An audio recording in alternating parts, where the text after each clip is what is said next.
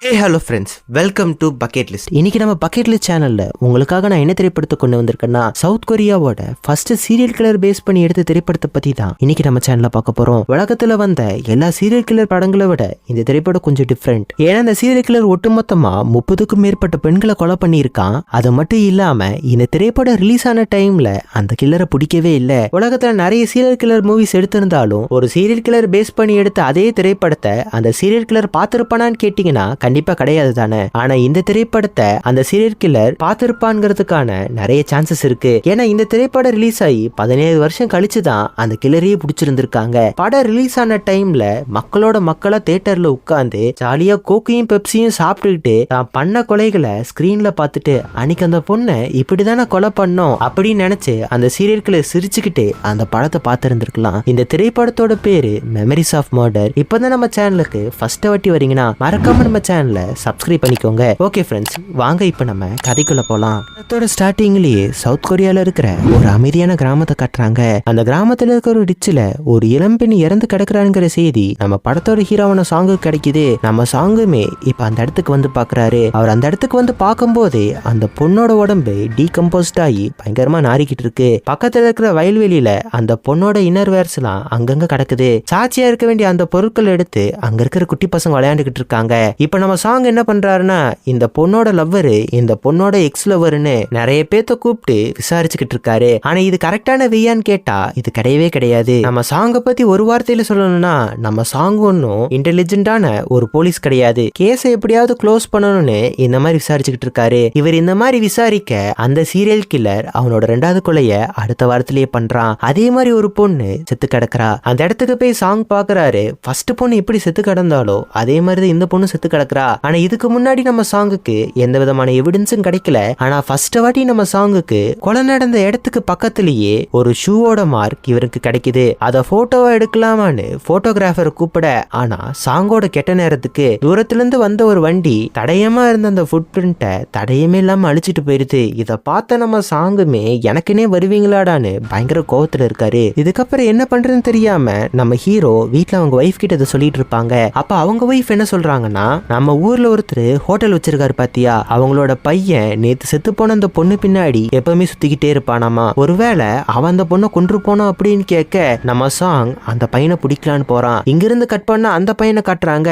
பார்த்தாதான் தெரியுது அந்த பையன் மூளை வளர்ச்சி கம்மியான பையன். அப்பாவியான அந்த பையனை சாங் போலீஸ் ஸ்டேஷனுக்கு எடுத்துட்டு வந்துடுறாரு. மரியாதையா சொல்றா, நீ தானே அந்த பொண்ணை கொலை பண்ண அப்படின்னு கேட்க அந்த பையன், நான் எதுவுமே பண்ணலையே, என்ன வீட்டுக்கு போக விடுங்கன்னு சொன்னதையே சொல்லிக்கிட்டு இருக்கான். இப்ப இந்த இடத்துக்கு ஒரு போலீஸ்கார வரான். இவனை நம்ம மைக் டைசனே கூப்பிடுவோம். நம்ம ஹீரோ மாதிரி பேசாம வந்தவன அவனை போட்டு சாத்துன்னு சாத்த. ஆனா அந்த பையன் வாயிலிருந்து வர ஒரே வார்த்தை மே பேகுனா சாப் அப்படிங்கிறது மட்டும்தான். இவனுங்களுக்கு என்ன பண்றதுனே தெரியல. இங்கிருந்து கட் பண்ணா ஒரு பொண்ணு ஒரு ஒத்தேடி பாதையில தனியே நடந்து போய்கிட்டு இருக்கா. சுத்தி முத்தியும் யாருமே கிடையாது. ஆனா அந்த பொண்ணுக்கு பின்னாடி ரொம்ப நேரமா நடந்து வரத அந்த பொண்ணு பாக்குறா. ஊர்ல இருக்கிற விஷயத்தெல்லாம் கேள்விப்பட்டும் பின்னாடி வரவன் தான் கில்லரா இருப்பானோ, ஒருவேளை நம்மள கொலை பண்ணிட்டா என்ன பண்றதுன்னு அந்த பொண்ணு வேகமா நடக்க ஆரம்பிக்கிறா. ஆனா இவன் இந்த மாதிரி வேகமா நடக்கிறத பார்த்து அந்த பையனும் வேகமா நடக்க, இப்ப அந்த பையன் எங்க அப்படின்னு கூப்பிட்ட உடனே அந்த பொண்ணு பதறி அடிச்சுட்டு அங்கிருந்து ஓட பாக்குறா. இவனு பின்தொடர்ந்தே போறான். கரெக்டா இப்ப இந்த பாதையில சாங் வராரு. சாங் இதை பார்த்த உடனே இவன் தான் சீரியல் கில்லர் போல இருக்கு. அவனை மிதிடான்னு பறந்து வந்து ஒரே மிதி அமைச்சு அவனை போட்டு சாத்துன்னு சாத்த. அதுக்கப்புறமா தான் அந்த போலீஸ்காரர் சொல்றாரு, ஏய் நானே போலீஸ்காரன் தான்டா அப்படின்னு சொல்ல நம்ம சாங்குக்கு ஒரு மாதிரி ஆயிருது. இப்ப நம்ம சாங் கார்ல போலீஸ்காரன் ஏத்திட்டு போறாங்க. இந்த போலீஸ்காரனை இனிமே நம்ம எஸ்ஐனே கூப்பிடுவோம். நம்ம சாங்குமே எஸ்ஐய பார்த்து, என்ன சார் போலீஸ்ங்கிறீங்க, சண்டை கூடவா போட தெரியாது அப்படின்னு சொல்ல, பதிலுக்கு நம்ம எஸ்ஐ, ஒரு போலீஸ்னா ஒருத்தனோட கண்ணை பார்த்து சொல்ல வேண்டாமா அவன் நல்லவனா கெட்டவனான்னு இவனுக்கு 2 பேரும் மாத்தி பேசிட்டு இருக்காங்க.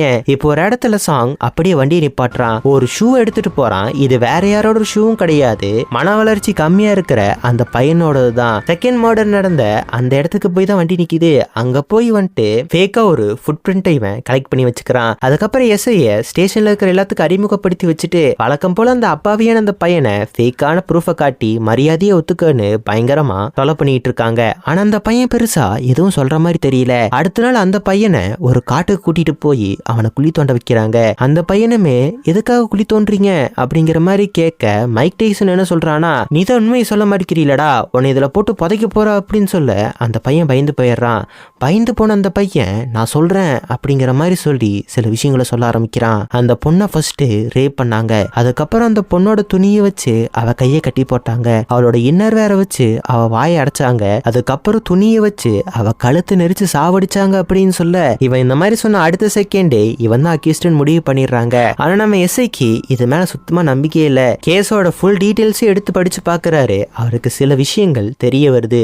எல்லாரும் ரொம்ப சந்தோஷமா கேஸ் முடிஞ்சு நினைக்கும் போது இந்த எஸ்ஐ போய் அந்த பையனோட கைய பாக்குறாரு. அந்த பையனோட கை ஃபுல்லா எரிஞ்சு போய் கிடக்குது. இப்ப இந்த மன வளர்ச்சி இல்லாத இந்த பையனை கொலை நடந்த இடத்துக்கு கூட்டிட்டு போய் அந்த பொண்ணை எப்படி கொலை பண்ணனு நடிச்சு காட்டு அப்படின்னு சொல்லி கேக்குறாங்க. அந்த இடத்துல ஃபுல்லாமே பிரஸ் மீடியா பப்ளிக்னு எல்லாருமே இருக்காங்க. நடிச்சு காட்டுடா அப்படின்னு சொல்லிட்டு இருக்கும் போது நம்ம எஸ்ஐ அவரோட மேலதிகாரி கிட்ட போய், சார் அந்த பொண்ணு சாவுக்கு காரணம் அவ கழுத்தை நெரிச்சு கொண்டிருக்காங்க, இந்த பையனோட கை எரிஞ்சு போயிருக்கு, இவனால சாப்ஸ்டிக் கூட சரியா பிடிக்க முடியாது, இவன் எப்படி கழுத்தை நெரிச்சு அந்த பொண்ணை கொண்டிருப்பான், அவன் அப்பாவி சார் அப்படின்னு சொல்ல மேலதிகாரி டே அதெல்லாம் எனக்கு தெரியும் பொத்துக்கிட்டு நில்லுடா அப்படின்னு சொல்ல இப்ப இந்த மன வளர்ச்சி பாதிக்கப்பட்ட அந்த பையனோட அப்பா வந்து என் பையனை இந்த மாதிரி அராஜகமா இழுத்துட்டு வந்திருக்காங்க, நீ உண்மையை ஒத்துக்காதடா கண்ணான்னு பயங்கரமா கத்துறாரு. இதை பார்த்து அந்த பையனுமே நான் வந்துட்டு இன்னசென்ட்னு பயங்கரமா கத்த ஆரம்பிக்கிறான். இந்த சிச்சுவேஷனை ஹேண்டில் பண்ண தெரியாத நம்ம மைக் டைசன் சாங்கும் அவன் அந்த இடத்துல அடிக்க ஆரம்பிக்கிறாங்க. இது ஃபுல்லா மீடியால கேப்சர் ஆகப்படுது. கொரியன் போலீஸை போட்டு மக்கள் பந்தாட ஆரம்பிக்கிறாங்க. சோ இதுக்கு முன்னாடி இந்த கேஸ விசாரிச்சிட்டு இருந்த சீஃப் எடுத்துட்டு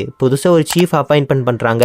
அவர் நம்ம சாங்க பார்த்து கேஸ் டீடைல்ஸ் எல்லாம் கேட்க நம்ம சாங் எல்லா விஷயத்தையும் அரைகுறையமா சொல்றான். இப்ப நம்ம சீஃப் என்ன பண்றாருன்னா ஃபர்ஸ்ட் கொலை நடந்த அந்த டிச்சு கிட்ட போய் பாக்குறாரு. அங்க இருந்த போலீஸ் ஆபீசரை பார்த்து 2 கொலை இது வரைக்கும் நடந்திருக்கு, 2 கொலைக்கு ஏதாவது சிமிலாரிட்டிஸ் இருக்கா அப்படின்னு கேட்க நம்ம சாங் அப்படியே திருத்திருன்னு முழிக்கிறான். ஆனா எஸ்ஐ என்ன சொல்றான்னா இருக்கு சார், 2 கொலை நடந்த அன்னைக்குமே மழை பெஞ்சிருக்கு, செத்து போன 2 பேருமே சிவப்பு கலர் துணி மட்டும் தான் போட்டிருந்திருக்காங்க, அது மட்டும் இல்லாம முந்தா நாள் மழை பெஞ்சிருக்கு, ஒரு பொண்ணுமே காணாம போயிருந்திருக்கா, அந்த பொண்ணுமே சிவப்பு துணி தான் போட்டிருக்கா, எனக்கு மட்டும் கொஞ்சம் போலீஸ் கொடுத்தீங்கன்னா கண்டிப்பா அந்த பொண்ணை காப்பாத்திடுவேன், இல்ல அந்த பொண்ணோட பாடியாச்சும் நமக்கு கிடைக்கும் அப்படின்னு சொல்ல இந்த போலீஸ்கார சொன்ன மாதிரியே 3ஆவது ஒரு சடலம் இவங்களுக்கு கிடைக்க ஆரம்பிக்குது. ஃபர்ஸ்ட் 2 கொலை எப்படி நடந்திருந்துச்சோ அதே மாதிரிதான் 3ஆவது கொலையும் நடந்திருக்கு. இது ஒரு சீரியல் கில்லருங்கிறது சீஃபுக்கு நல்லாவே தெரியுது. இப்ப நம்ம எஸ்ஐ என்ன சொல்றானா, சார் மழை பெய்யற அன்னைக்கு மட்டும்தான் இந்த சீரியல் கில்லர் கொலை பண்ணிக்கிட்டு இருக்கான், இன்னும் 2 நாள்ல மழை பெய்ய போகுது, மழை பெய்யற அன்னைக்கு நம்ம கான்ஸ்டபிளையே வந்துட்டு சிவப்பு துணியை போட்டு ஊருக்குள்ள நடமாட விடுவோம், சீரியல் கில்லர் அவங்கள பார்த்து வருவான், அப்போ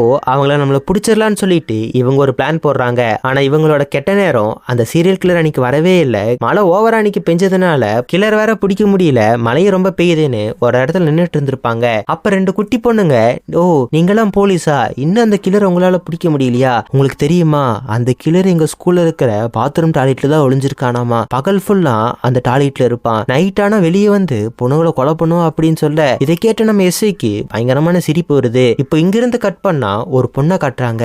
அந்த பொண்ணுக்கு ஒரு போன் கால் வருது. அந்த பொண்ணுமே பொருளெல்லாம் எடுத்துட்டு கிளம்புறா. அவளுமே சிவப்பு கலர் துணி தான் போட்டிருக்கா. அவ தனந்தனியா சாலையில நடந்து வந்துகிட்டு இருக்கா. அப்படி நடந்து வந்துட்டு இருக்கும்போது பின்னாடி அவளுக்கு ஏதோ ஒரு சத்தம் கேக்குது. ஆனா ஃபர்ஸ்ட் அவ பெருசா அதை கண்டுக்கல. கொஞ்ச நேரம் போக போக சத்தம் அதிகமாக அங்கிருந்து அவ ஓடலான்னு பாக்குறா. ஆனா அவ முன்னாடியே அந்த கில்லர் வந்து அந்த பொண்ணை அப்படியே தூக்கிட்டு போய் கொலை பண்ணிடுறான். அடுத்த நாள் இந்த விஷயம் போலீஸுக்கு தெரிய வருது. போலீஸுமே அந்த இடத்துக்கு வந்து பாக்குறாங்க. ஆனா அவங்க கெட்ட நேரத்துக்கு நேத்து பெருசா மழை பெஞ்சதுனால கில்லரோட எந்த விதமான தடையுமே அவங்களுக்கு அங்க கிடைக்கவே இல்லை. என்னடா பண்றதுன்னு எல்லாருமே ரொம்ப குழம்பி போயிருக்காங்க. கொலை நடந்துருச்சு, எந்த விதமான எவிடன்ஸ் கிடைக்காததுனால போலீஸ் ரொம்ப சோர்ந்து போயிருக்காங்க. ஆனா அப்பதான் அங்க இருந்த கான்ஸ்டபிள் என்ன சொல்றாங்கன்னா, சார் என்கிட்ட ஒரு க்ளூ இருக்கு, இத பாருங்களேன், இது ரேடியோ ஸ்டேஷன்ல பிளே ஆன சாங். ஒரு பர்டிகுலர் சாங்க கொலை நடந்த நாள் அன்னைக்கு மட்டும் ஒருத்தன் ரிக்வஸ்டா கேட்டுட்டே இருந்திருக்கான். அன்னைக்குதான் கரெக்டா கொலையும் நடந்திருக்கு, அன்னைக்கு கரெக்டா மழை பெஞ்சிருக்கு. எந்த ஆள் தான் தொடர்ச்சி அந்த பாட்டு கேட்டுட்டே இருக்காங்க அப்படின்னு சொல்ல சாங் இதை கேட்ட உடனே பைத்தியக்காரி மாதிரி பேசாதமா அப்படின்னு சொல்ல, ஆனா இதை கேட்டு நம்ம எஸ்ஐக்கு ஒருவேளை அவன் கொலை பண்ணிருக்கலாமோ அப்படின்னு நினைச்சிட்டு ரேடியோ ஸ்டேஷனுக்கு போய் யார் அந்த பாட்டை ரிக்வஸ்ட் பண்ணானோ போஸ்ட் கார்டுல அவனோட அட்ரஸ் வந்திருக்கும்ல, அந்த போஸ்ட் கார்டு எங்க அப்படின்னு கேட்க ரேடியோ ஸ்டேஷன்ல இருந்தவங்க அதை ஆல்ரெடி நாங்க குப்பைக்கு தூக்கி போட்டோம் அப்படின்னு சொல்றாங்க. இது கேட்டோட நம்ம எஸ்ஐ ரொம்ப வருத்தப்படுறாரு. இங்க இருந்து அப்படியே கட் பண்ணா இந்த மாதிரி ஒரு நிலைமையில தான் நம்ம சாங் என்ன பண்றானா, போலீஸ் மாதிரி யோசிக்காம ஒரு ஜோசியக்காரங்கிட்ட போய் ஒரு லிக்விட வாங்கிட்டு வந்திருப்பான். கொலை நடந்த இடத்துல இந்த பேப்பர்ல இருந்து தண்ணி ஊத்தி காஞ்சதுக்கு அப்புறம் பாத்தீங்கன்னா கொலையாளியோட ஃபேஸ் தெரியும் அப்படின்னு சொல்ல இவனும் மைக் டைசனும் அந்த மாதிரி பண்ணி பார்த்துட்டு இருப்பாங்க. ஆனா அந்த இடத்துக்கு ஏதோ சவுண்ட் கேக்குது. இவங்க அப்படியே புதருக்குள்ள போய் மறைஞ்சுக்கிறாங்க. ஆனா அந்த இடத்துக்கு வந்தது கில்லர் கிடையாது, நம்ம எஸ்ஐ. நம்ம எஸ்ஐயுமே அந்த கொலை நடந்த ஸ்பாட்டை பார்த்துட்டு இருப்பான். ஆனா அவன் அந்த மாதிரி பார்த்துக்கிட்டு இருக்கும் போது மர்மமான ஒரு மனுஷன் வர ஆரம்பிக்கிறான். அந்த இடத்துக்கு வந்த அவன் லேடிஸோட இன்னர் வேற எடுத்து போட்டு மாஸ்டர்பேட் பண்ண ஆரம்பிக்கிறான். இதை பார்த்த உடனே இவன் தான் கில்லர்னு முடிவே பண்ணிடுறாங்க. இவனை போய் பிடிக்கலான்னு போகும்போது மைக் டைசன் தெரியாதனமா ஒரு பொருளை மிச்சிருவான். அந்த சத்தத்தை கேட்ட உடனே அந்த கில்லர் ஓடிடுவான். இப்ப இவங்க 3 பேர் சேர்ந்து அவனை பிடிக்கிறதுக்கு ட்ரை பண்றாங்க. ஆனா அவன் ஒரு ஃபேக்டரிக்கு போறான். அவன் எப்படி சட்டை போட்டிருந்தானோ அதே மாதிரி சட்டையை தான் எல்லாருமே போட்டிருக்காங்க.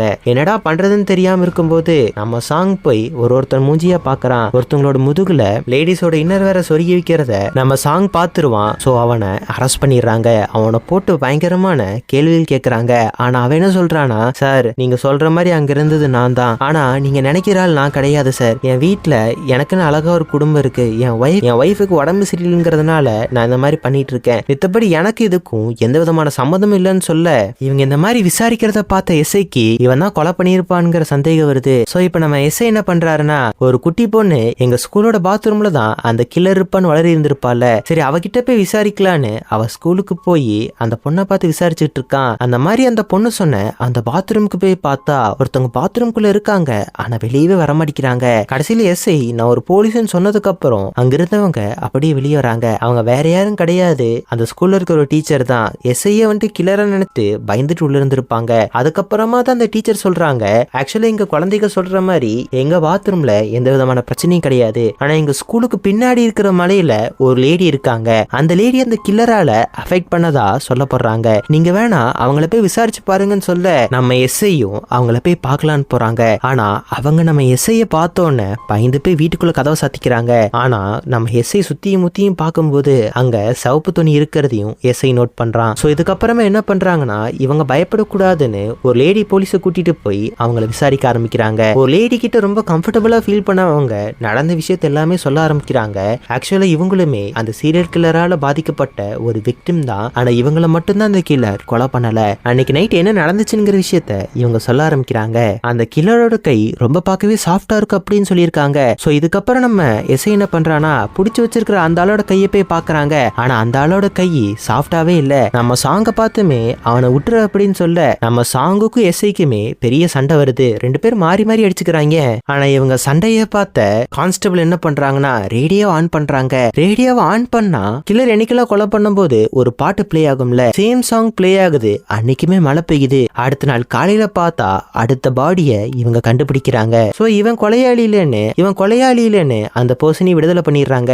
அந்த அதுக்கப்புறமா தான் நம்ம சாங்குக்கு புரியுது ரொம்ப தப்பா தான் இந்த கேஸ இன்வெஸ்டிகேட் பண்ணிட்டு இருக்கவனே. சோ இதுக்கப்புறம் என்ன பண்றாங்கன்னா, அந்த ரேடியோ சாங் யாரு பிளே பண்ணாங்களோ அவங்களோட அட்ரஸ் கண்டுபிடிக்கிறாங்க. கண்டுபிடிச்சு போய் பார்த்தா அது ஒரு ஃபேக்டரியில ஒர்க் பண்ற ஒரு பையன்னு தெரியுது. சோ இப்ப அந்த ஃபேக்டரி ஒர்க்கரை பிடிச்சிட்டு வந்து விசாரிக்க ஆரம்பிக்கிறாங்க. நம்ம எஸ்ஐ ஸ்டார்டிங்லயே அந்த பையனோட கைய பாக்குறாங்க.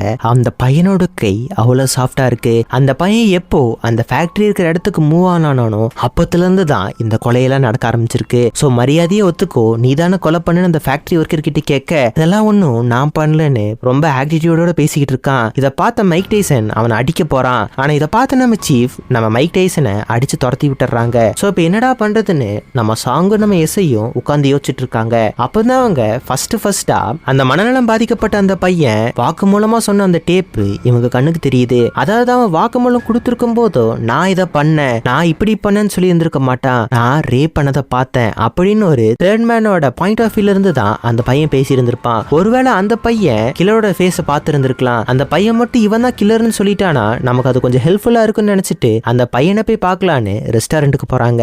ஆனா அந்த இடத்துல தான் ரொம்ப சோகமா இருந்த நம்ம மைக் டைசன் உட்காந்து தண்ணி அடிச்சிட்டு இருந்திருப்பான். தண்ணி அடிச்சிட்டு சாப்பிட்டுட்டு இருந்திருப்பான். சாப்பாடு நல்லா இல்லைன்னு பயங்கரமா அங்க இருக்கிற எல்லாத்தையும் போட்டு அடிக்க ஆரம்பிச்சிருப்பான். தான் கடை இப்படி நொறுக்கிறத பார்த்த அந்த மனநலம் பாதிக்கப்பட்ட அந்த பையன் ஒரு ஆணி இருக்கிற ஒரு கட்டி எடுத்து மைக் டைசனோட காலையே போட்டுறான். இந்த மாதிரி அடிச்சதுனால பயந்து போய் அந்த பையன் அங்கிருந்து ஓட ஆரம்பிக்கிறான். இதை பார்த்த நம்ம எஸ்ஐயும் சாங்கும் அந்த பையனை விரட்டிட்டே போறாங்க. இதை பார்த்த ஊர் பொதுமக்கள் மறுபடியும் நம்ம பையனை அடிச்சு துன்புறுத்து தான் வந்திருக்காங்க போல இருக்குன்னு அவங்களும் இவங்களை பின்னாடி அப்படியே துரத்த ஆரம்பிக்கிறாங்க. ஒரு கட்டத்துக்கு அப்புறம் கரண்ட் கம்பத்துக்கு மேலே ஏறி கீழே வரமாட்டேன்னு சொல்லிட்டு இருப்பான். ஆனா நம்ம சாங் இப்ப கீழே கூப்பிட்டதுனால வந்து இந்த பையனை உனக்கு தெரியுமான்னு கில்லரோட போட்டோ எடுத்து காட்டுறாங்க.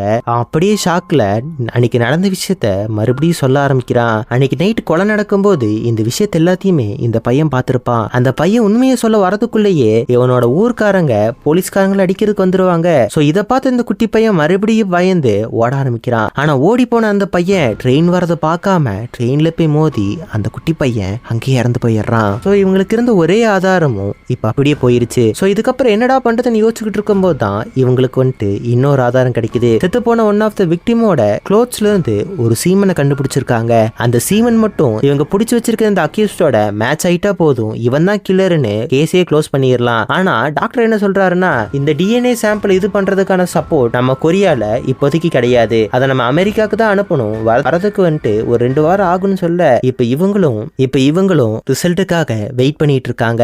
ஆனா இந்த டைம்ல இவங்க பிடிச்சு வச்சிருக்கிற அந்த கில்லரை ஆதாரம் எதுவும் இல்லைங்கிறதுனால இப்ப விடுவிக்க வேண்டிய சிச்சுவேஷன். இது ஒரு பக்கம் இருக்க, நம்ம மைக் டைசனோட காலு ரொம்ப பாதிக்கப்பட்டிருக்கு. என்னடான்னு பார்த்தா அந்த குட்டி பையன் ஆணியை வச்சு ஒரு கால் அடிச்சதுல இவரோட காலு செப்டிக் ஆகி இவரோட காலையே எடுக்க வேண்டிய ஒரு சிச்சுவேஷனுக்கு இவங்க வந்துருவாங்க. தன் நண்பனோட வாழ்க்கை இந்த கேஸ்னால இப்படி ஆகி போச்சுன்னு நினைச்சு நம்ம ஹீரோ ரொம்ப வருத்தப்பட்டுக்கிட்டு இருக்கான். ஆனா நம்ம எஸ்ஐயை காட்டுறாங்க. நம்ம எஸ்ஐ லாஸ்டா பிடிச்ச அந்த ஃபேக்டரி மேன தான் கொலையாளி நினைச்சிட்டு இருக்கான். சோ அவனை க்ளோஸா வாட்ச் பண்ணிட்டு இருக்கான். ஆனா இவர் கண்ணசந்த நேரத்துல பஸ்ல ஏறி அவ அங்கிருந்து காணாம போயிடுறான். இங்க ஒரு பொண்ணு வேலையெல்லாம் முடிச்சுட்டு அவ வீட்டுக்கு போயிட்டு இருக்கா. அவளுக்கு ஆப்போசிட்லயே நம்ம எஸ்ஐ பார்த்த அந்த ஸ்கூல் பொண்ணு ஸ்கூல்ல முடிச்சுட்டு அவளோட வீட்டுக்கு போயிட்டு இருப்பா. இவங்க 2 பேத்தையும் வரதையும் அந்த கில்லர் பார்த்துட்டு இருக்கான். இதுல யார் வீக்கா இருக்காங்கன்னு பார்த்துட்டு அந்த குட்டி பொண்ணை தூக்கிட்டு போயிடுறான். அந்த குட்டி பொண்ணை ரொம்ப கொடூரமா கொன்னு காட்டுக்குள்ள போட்டுறான். அடுத்த நாள் இந்த விஷயம் தெரிஞ்ச நம்ம எஸ்ஐக்கு வலி தாங்க முடியல. அந்த ஃபேக்டரி மேன போட்டு அடி நடிக்கிறாரு. எதுக்காக அந்த குட்டி பொண்ணை இப்படி கொன்னுன்னு அவனை போட்டு மிதின்னு மிதிச்சுக்கிட்டு இருக்காரு. ஆனா இந்த சமயத்துலதான் சாங் ரிசல்ட் வந்துருச்சு அப்படின்னு சொல்லிட்டு ரிப்போர்ட் எடுத்துட்டு வந்து நம்ம எஸ்ஐ கிட்ட கொடுத்தா ரிப்போர்ட்ல என்ன போட்டிருக்குன்னா டிஎன்ஏ மேட்ச் ஆகல அப்படின்னு சொல்ல நம்ம எஸ்ஐயால இதை தாங்கிக்கவே முடியல. இவன் தான் கொலை பண்ணியிருப்பான்னு அவனை சுட வரான். ஆனா சாங் அப்படியே தடுத்து நிறுத்துறாரு. இப்படியே ரொம்ப வருஷங்கள் போகுது. இந்த கேஸ்ல நடந்த ரணத்தினால சாங் இந்த வேலையை விட்டே போயிருந்திருப்பாரு. தனியா ஒரு பிசினஸ் ஆரம்பிச்சிருந்திருப்பாரு. ஒரு நாள் பிசினஸ் வேலையா ஃபர்ஸ்ட் கொலை நடந்த அந்த கிராமத்துக்கு நம்ம சாங் வர வேண்டிய சூழ்நிலை இருந்திருக்கும். அந்த இடத்துக்கு வந்து பார்த்துட்டு இருக்கும் போது ஃபர்ஸ்ட் கொலை நடந்த அந்த டிச்சை வந்து பார்த்து இருந்திருப்பாரு. அந்த டிச்சை வந்து பார்க்கும்போது அவருக்கு நிறைய ஞாபகம் வந்திருக்கும். சோ அந்த டிச்சை பார்த்துட்டு இருந்திருப்பாரு. ஒரு குட்டி பொண்ணு இவளையே பார்த்துட்டு இருந்திருப்பா. அந்த குட்டி பொண்ணை பார்த்தோம் ஏமா இப்படி பார்த்துட்டு இருக்க அப்படின்னு கேட்க அந்த குட்டி பொண்ணு என்ன சொல்றானா, 2 நாளைக்கு முன்னாடி உங்களை மாதிரி ஒரு அங்கிள் வந்திருந்தாரு, அவர் இதே மாதிரி தான் பார்த்துட்டு இருந்தாரு, நானுமே கேட்டேன். அதுக்கு அவர் என்ன சொன்னாருன்னா, ரொம்ப வருஷத்துக்கு முன்னாடி இங்க ஒரு சம்பவம் பண்ண, அதெல்லாம் எனக்கு ஞாபகம் வருது அப்படின்னு சொல்ல நம்ம ஹீரோமே அவன் பார்க்க எப்படி இருப்பா அப்படின்னு கேட்க அவர் வந்துட்டு ஒரு மிடில் ஏஜ் மேனா இருப்பாரு அப்படிங்கிற மாதிரி அந்த பொண்ணு சொல்ல நம்ம ஹீரோவுமே வந்தது வருவால கொலைகாரனா இருப்பானோன்னு அப்படியே ஸ்கிரீனை பாக்குறாரு. இங்கேயே மெமரிஸ் ஆஃப் மர்டருங்கிற இந்த திரைப்படம் ஒரு முடிவுக்கு வருது. ஆக்சுவலா இந்த திரைப்படத்தை எடுத்து 15 வருஷம் கழிச்சு தான் ஒரிஜினல் சீரியல் கிளரையே சவுத் கொரியால பிடிச்சிருக்காங்க. கண்டிப்பா இந்த திரைப்படம் உங்களுக்கு ரொம்ப பிடிச்சிருக்குன்னு நினைக்கிறேன். இந்த திரைப்படத்தை பத்தி நீங்க என்ன நினைக்கிறீங்கிறத மறக்காம கமெண்ட் பாக்ஸ்ல கமெண்ட் பண்ணி போங்க. ஓகே ஃப்ரெண்ட்ஸ், அடுத்த ஒரு நல்ல வீடியோல வந்து உங்களை பாக்குறேன். பாய்.